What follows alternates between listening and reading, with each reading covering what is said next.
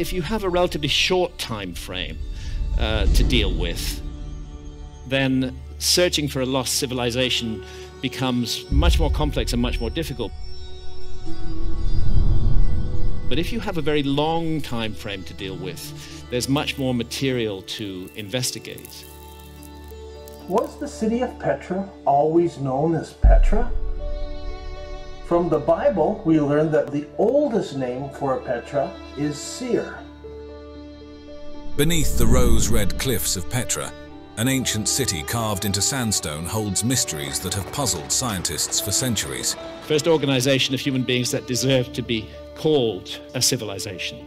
Recent discoveries in this lost city have surprised experts, challenging our understanding of ancient civilizations. As shadows reveal new celestial alignments on the grand facades and columns during the equinox, we are left wondering, what secrets do the stones of Petra still hold? I don't think we're looking at coincidence here. There's too much going on. I think coincidence is a very weak explanation for what's happening.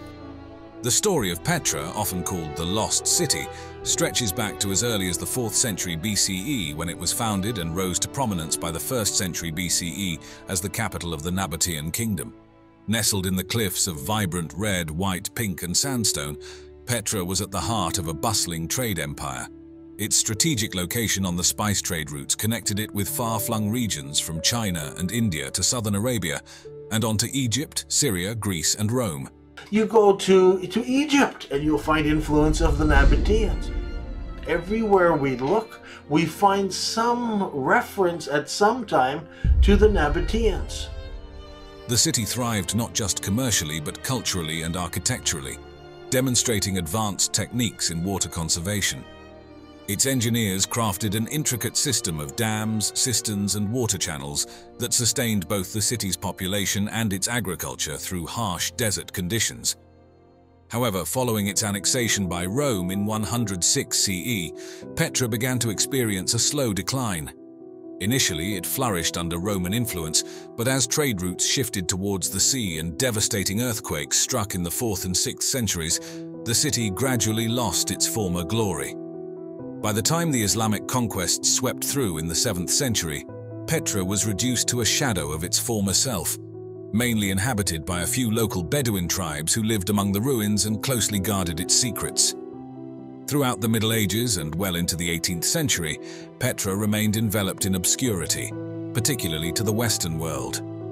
The Crusaders controlled the region briefly in the 12th century and even established a fortress there, but knowledge of Petra's once grandeur was limited to local tribes and a few knowledgeable Arab scholars.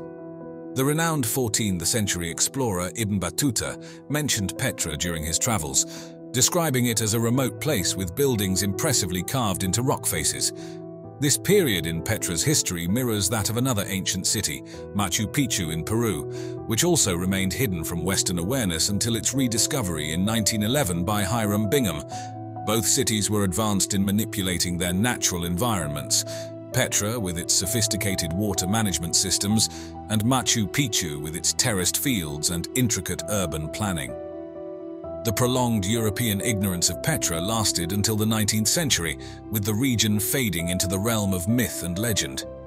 Many in Europe were completely unaware of Petra's existence, despite ancient texts hinting at the architectural marvels that lay hidden in the Jordanian mountains. This mystery persisted until explorers reintroduced Petra to the Western world, bridging the gap between ancient lore and modern recognition. Johann Ludwig Burckhardt, born in 1784, was a Swiss traveler and scholar whose profound curiosity and academic prowess led him to significant contributions towards the Western understanding of lost or lesser-known ancient sites.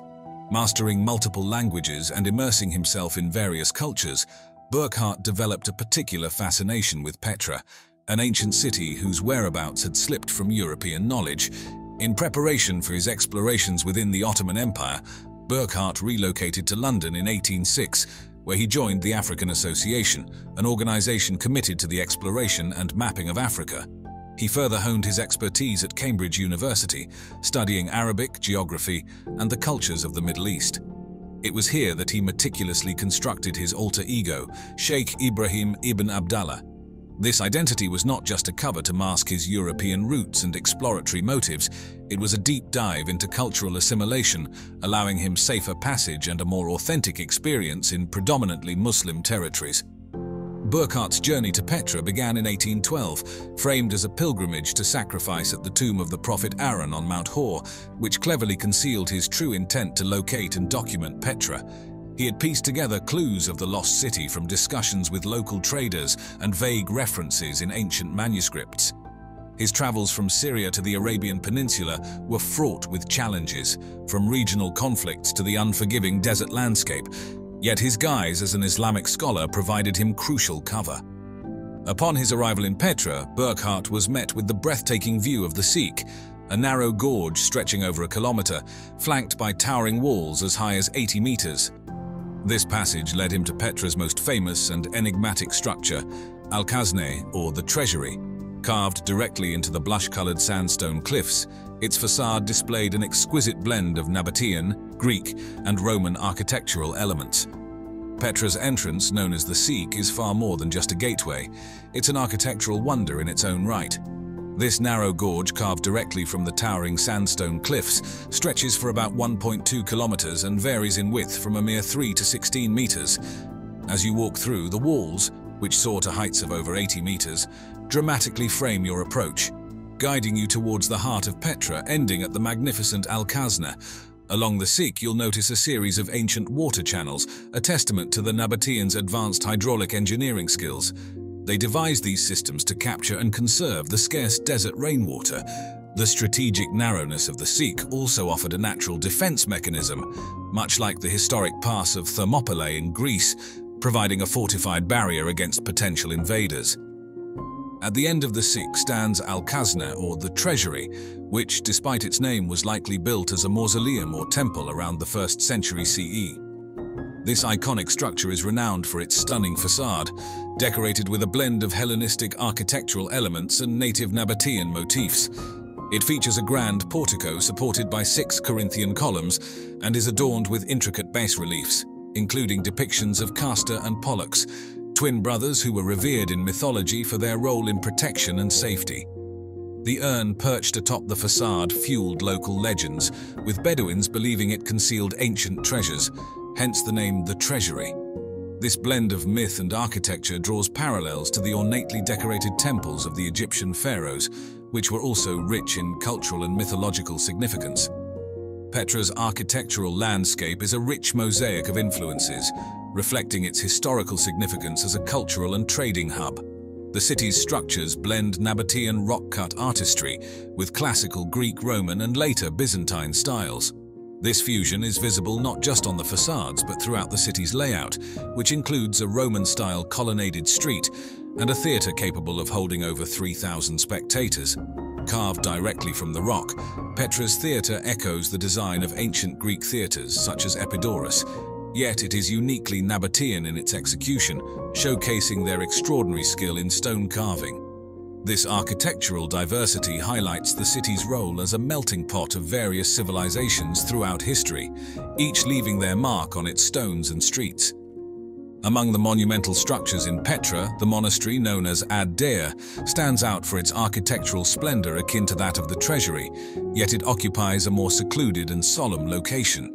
The journey to reach the monastery is an adventure in itself, involving a challenging climb of over 800 steps carved directly into the rock, which naturally limits the number of casual tourists who visit. Originally constructed as a Nabatean temple in the 3rd century BCE, the structure was later repurposed as a Christian chapel during the Byzantine period. Its facade, adorned with a massive urn and framed by towering columns, rivals the grandeur of the Parthenon in Athens. However, the isolation of the monastery adds a layer of spiritual retreat, contrasting with the civic pride of the Parthenon. Petra's allure as a mysterious and adventurous location was catapulted into popular culture by its appearance in the film Indiana Jones and the Last Crusade. The movie features Petra's treasury as the fictional entrance to the final resting place of the Holy Grail, which not only captured the imaginations of viewers worldwide, but also significantly boosted tourism to the site. This depiction in the film perfectly aligned with the themes of discovery and exploration, underscoring how media can dramatically shape the perception and economic realities of archaeological sites.